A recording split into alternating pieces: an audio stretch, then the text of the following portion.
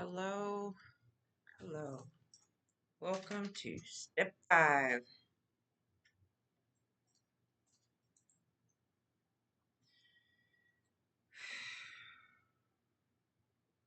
Okay, the principle step 5 is confession. Also have oneness and integration, merging of spirit, realm, and physical realm, balance. Intellect over emotion.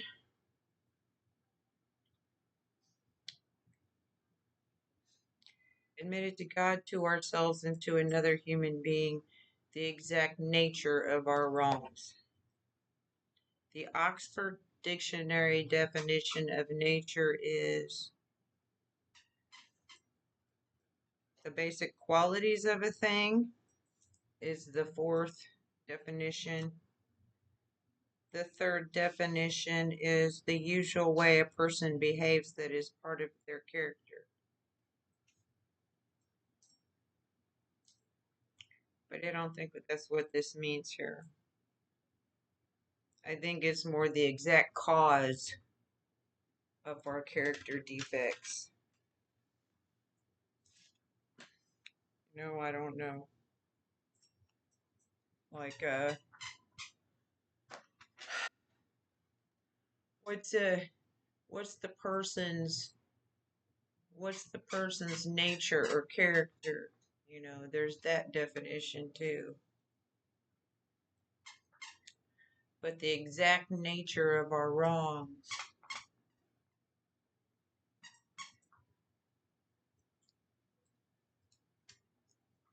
I've always thought of it as the source of where it came from.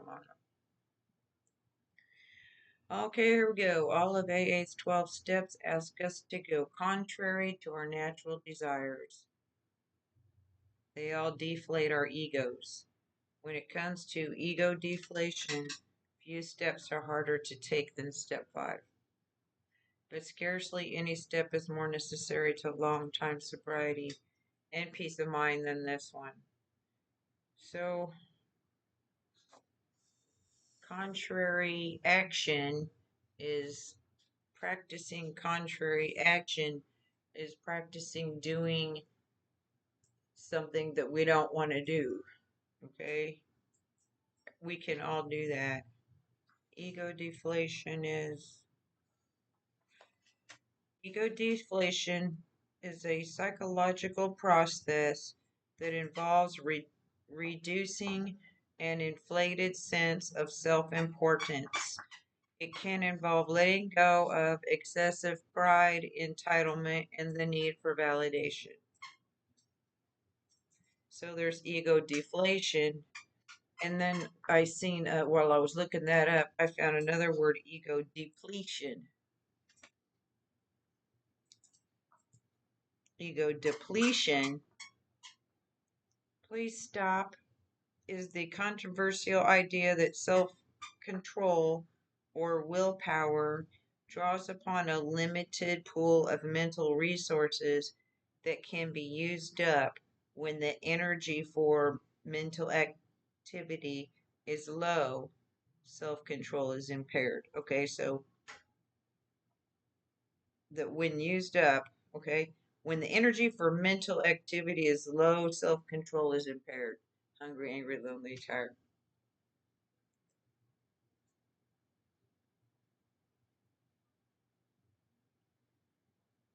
I think a lot of people do these humiliation rituals where they think that they sometimes can mistake someone, make a judgment that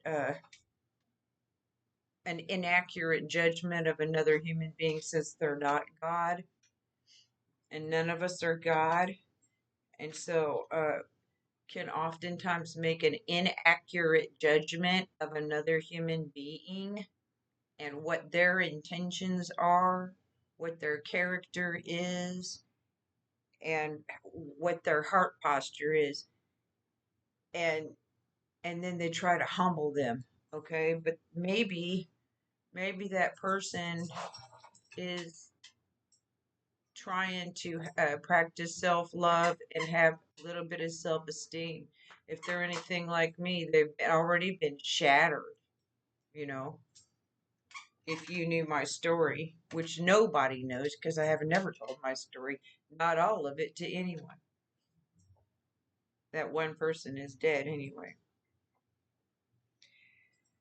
AA experience has taught us that we cannot live alone with our pressing problems and the character defects which cause or aggravate them. Okay, so what problems in each individual is going to be different? Do my character defects cause? Okay, if we have swept the searchlight of step 4 back and forth over our careers, our lives, and it has revealed in uh, stark relief,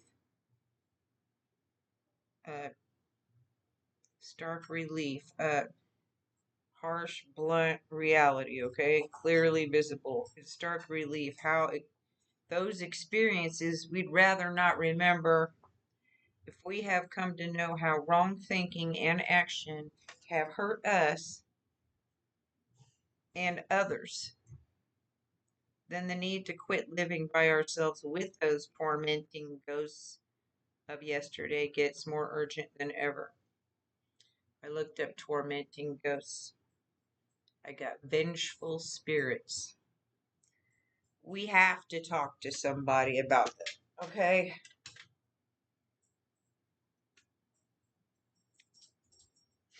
Pressing problems and character defects which cause or aggravate them. The character defects are the 7 deadly sins: pride, greed, lust, anger, gluttony, envy, sloth. Yeah, I'm not going into all that. Everybody's is going to be different. So intense, though, is our fear and reluctance to do this that many AAs at first try to bypass step 5. We search for an easier way, which usually consists of the general and fairly painless admission that when drinking, we were sometimes bad actors, behaving badly.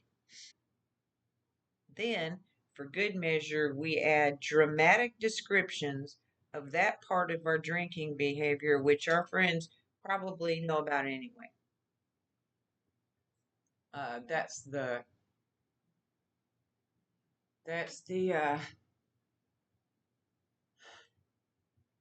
it's kind of like I used to romanticize how really bad I was, and it's almost like a competition. And you'll see it happen in recovery. People will be, well, I'm worse than you are.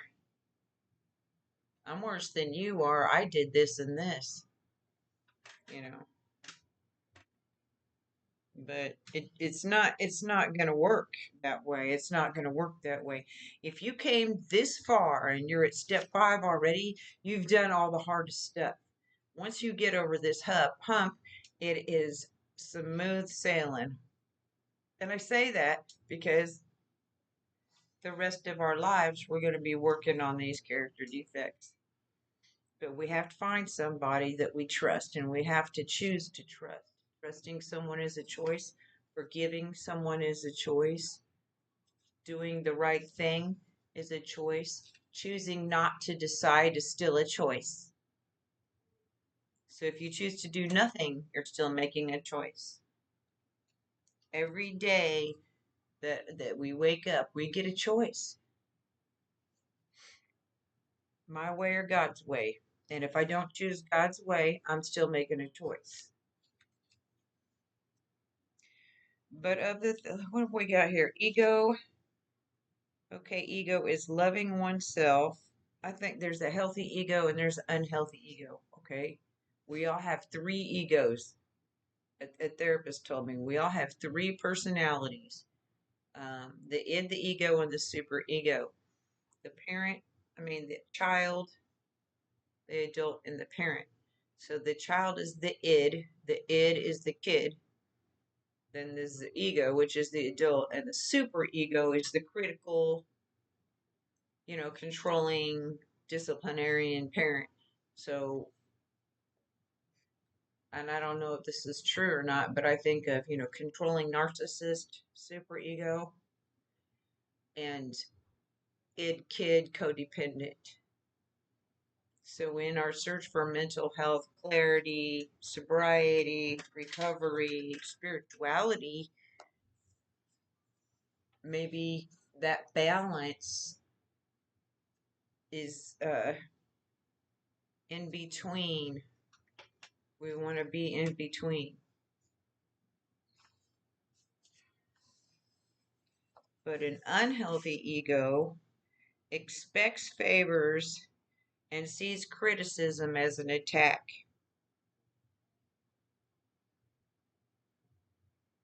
If I have a friend come up to me and I know that they're my friend and I know their intent is not malicious and I know that they're trying to be helpful and they give me constructive criticism, I can open my mind to that and say thank you.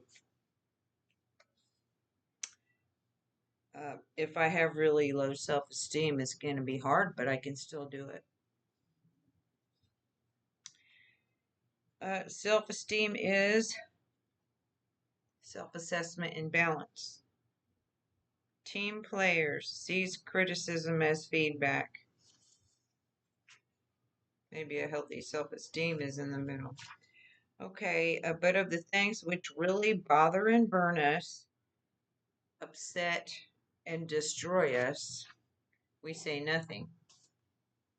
Certain distressing and humiliating memories we tell ourselves ought not to be shared with anyone.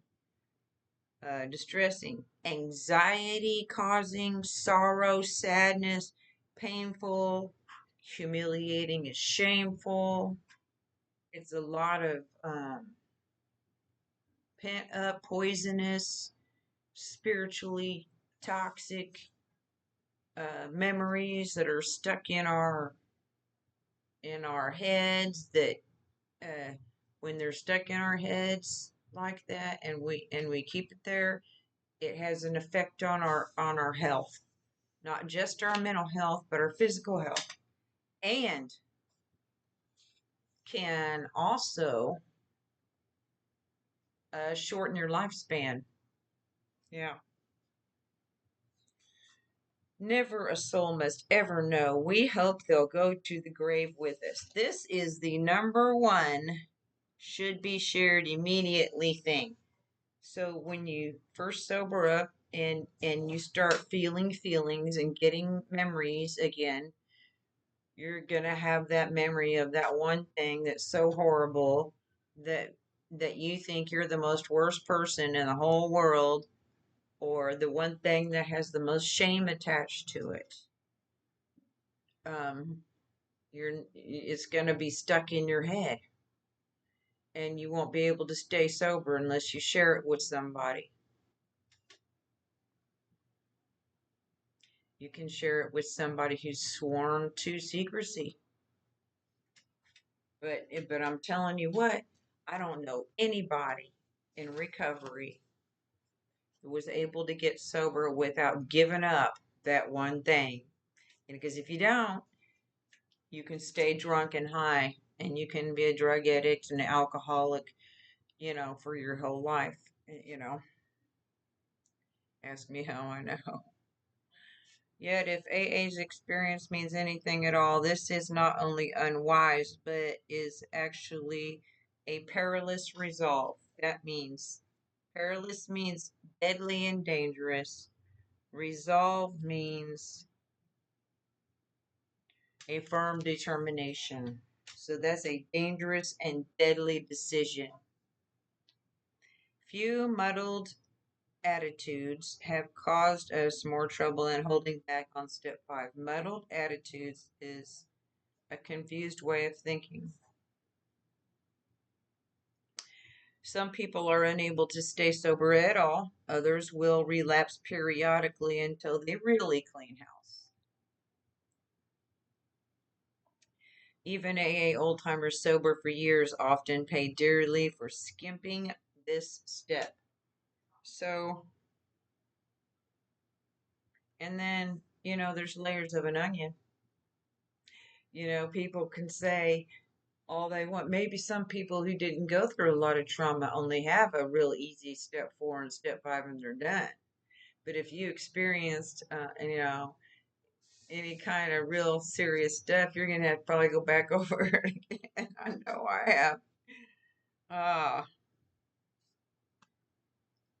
they will tell how they tried to carry the load alone, how much they suffered of irritability, anxiety, remorse, and depression, and how unconsciously seeking relief, they would sometimes accuse even their best friends of the very defects, character defects they themselves were trying to conceal. They always discovered that relief never came by confessing the sins of other people. So, well, let me say this. If you've been a victim of any type of abuse, you get to have some relief by confessing that, you know. But once you get past the stuff they done, we get to what we do. Everybody has to confess his own. That's the program. If you're in the program of Alcoholics Anonymous, it is the program. These are the steps. It's not like, anyway. This practice of admitting one's defects to another person is, of course, very ancient. It has been validated in every century, and it characterizes the lives of all spiritually centered and truly religious people. Validated means it's been proven true through history and time, okay? But today, religion is by no means the sole advocate of the saving principle. What principle? The principle of confession. Psychiatrists and psychologists point out the deep need every human being has for practical insight and knowledge of his own personality flaws and for discussion of them with an understanding and trustworthy person. I can't overemphasize that enough. So, anytime I'm looking at someone else and I see something about them that I don't like, then that's pointing to something that I need to be looking at myself. This is the program of us taking our own inventory and not taking each other's inventory. Not that we can't, because that's what we have sponsors for, to take our inventory. And that's what we have real, true, legitimate, and authentic healthy friends in AA who have completed all 12 steps with their sponsor to help us to see those in the gentlest, kindest, loving way they can. And sometimes they can't. Sometimes they got to be an asshole about it. But sometimes that's what would save your life, you know.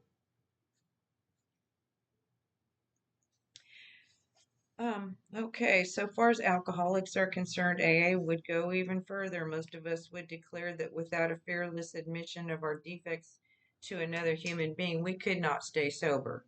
It seems plain that the grace of God will not enter to expel our destructive obsessions until we are willing to try this. I don't care what step you're on. I don't care if you still getting drunk and high. If you use these principles, they'll change your life. And it might be the one thing that will get you sober. Spiritually centered means anchored in both spirit and mind, logic and emotion, physical reality and the spiritual world. Being in balance between these, okay? They say we should keep our heads in the cloud, but still keep our feet on the earth. Okay, what are we likely to receive from step 5? Yay. For one thing, we shall get rid of that terrible sense of isolation we've always had. Almost without exception, alcoholics are tortured by loneliness. We think nobody would understand what we've been through because they couldn't have experienced it. We think we're the only ones that would ever understand ourselves because uh, you know, so afraid to open up, fear of being judged. I don't know. Even before drinking got bad and people began to cut us off, nearly all of us suffered the feeling that we didn't quite belong. Either we were shy and dared not draw near others, or we were apt to be noisy good fellows, craving attention, companionship, but never getting it, at least to our way of thinking. Emotionally needy I was. There was always that mysterious barrier we could neither surmount nor understand. It was as if we were actors on a stage suddenly realizing that we did not know a single line of our parts. That's the reason we loved alcohol too well. It did let us act extemporaneously. Okay, that's spur of the moment, go with the flow. But even Bacchus boomeranged on us. We were finally struck down and left in terrified loneliness. Um, I think that the thing that I'm most afraid of is the one thing that I draw into my life. So I have to get past it. Bacchus, the god of wine. Didn't know there was a god. Wine boomeranged. So even the god of wine, alcohol, boomeranged on us. So I have thrown a boomerang before. I don't know if you know what it is. Try half a triangle, you throw it, and it goes around a circle, and it comes back to you. Boomerang to return to the originator, often with negative results. Return to sender.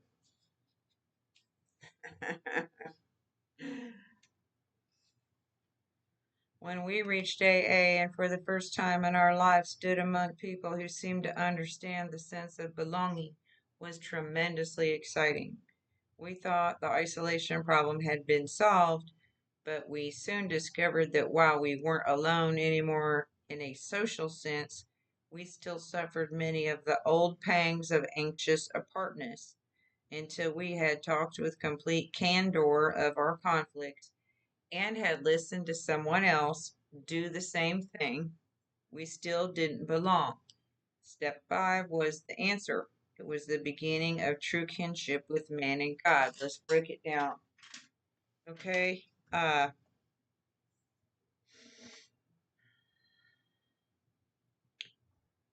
So still suffered many of the old pangs is emotional pain. P-A-N-G, pang means an emotional pain. We know what anxious is. Anxious apartness is fear of being alone. Until we talked with complete candor is completely open and honest with another person of our conflicts, personality conflicts, mental, emotional conflicts, all that shit. And then it says, and had listened to someone else do the same thing. So, a really good sponsor that's taken people successfully through all 12 steps will have, is able to, when you share that part of your story that's really super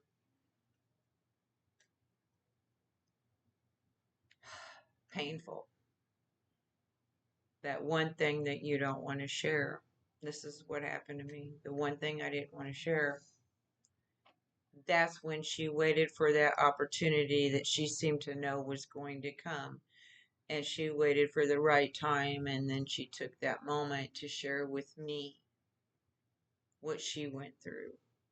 So the bond that we had was I will never tell her story. Even though she's deceased, I still won't tell it. She never told my stuff, and I'll never tell hers.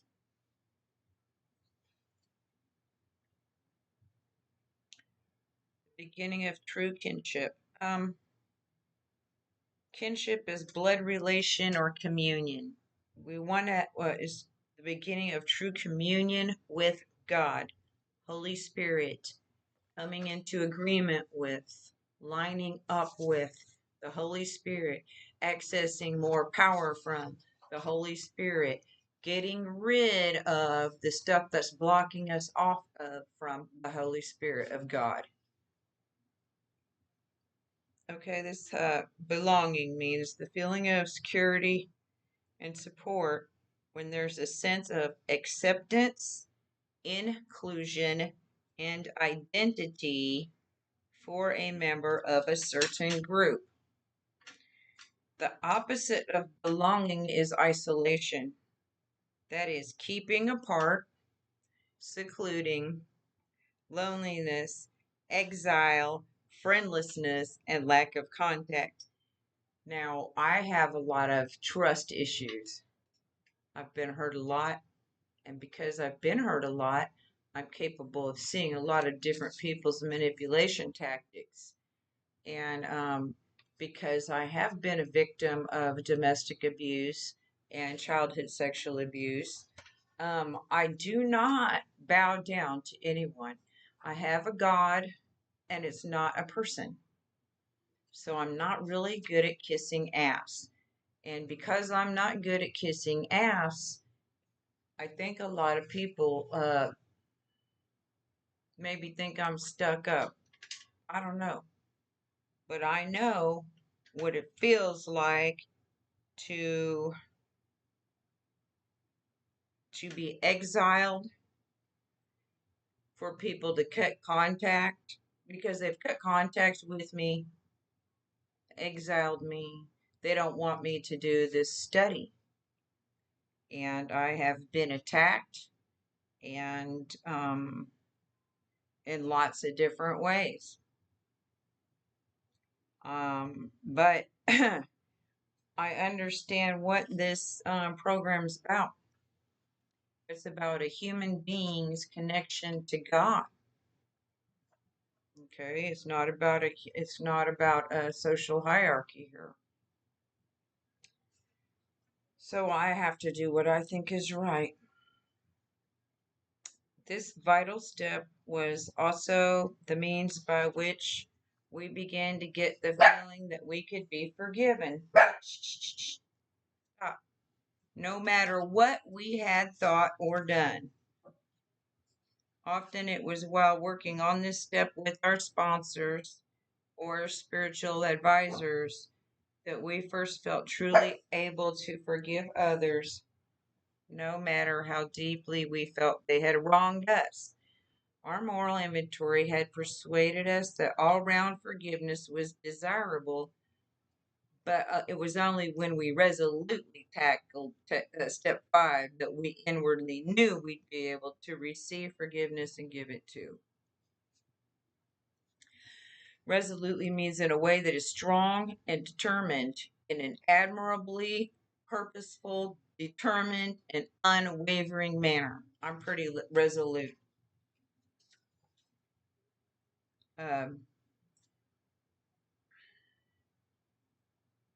No matter what. So, no matter what we had thought or done, when we become willing and start inching our way through, doing the steps, the best that we can is good enough. When you just keep at it and just keep at it and just keep at it and just keep at it, you know what? Then you get to have